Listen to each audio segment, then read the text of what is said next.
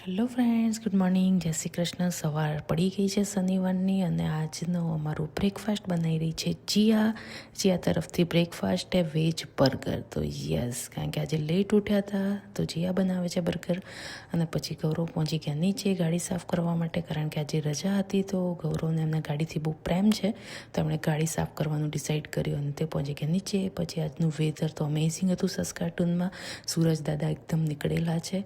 હું પહોંચી ગઈ પછી લોન્ડ્રી કરવા માટે, કારણ કે અમારા બિલ્ડિંગમાં કોમન લોન્ડ્રી છે તો નીચે હું લોન્ડ્રી કરવા ગઈ, કારણ કે આખું સેટરડે સન્ડે હોય લોન્ડ્રી કરવાની, કારણ કે આખા અઠવાડિયાના જે કપડાં ભેગા થયા છે એ પછી મેં નાખી દીધા લોન્ડ્રી કરવા માટે.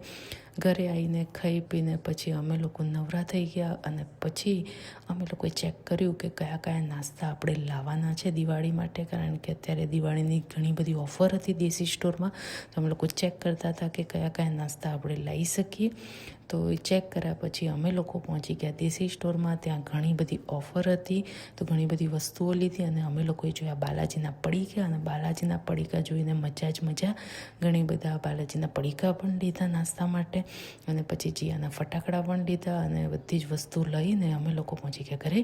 ઘરે જઈને મેં ચોળાફળી ટ્રાય કરી જે મેં લીધી હતી, પણ એ બહુ જ મસ્ત બની છે એકદમ ફૂલીને, તો મજા પડી ગઈ. સાંજે પછી અમે લોકો ગયા ફ્રેન્ડ્સની બર્થડે પાર્ટીમાં. બર્થડે હતો તો કેક કટિંગ કર્યું અને ડિનર પણ ત્યાં જ કર્યું હતું.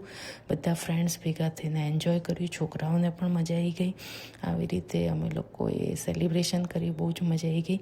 આવો હતો આજનો અમારો સેટરડે. જો આવો વ્લોગ પસંદ પડ્યો હોય તો લાઈક, શેર એન્ડ સબસ્ક્રાઈબ.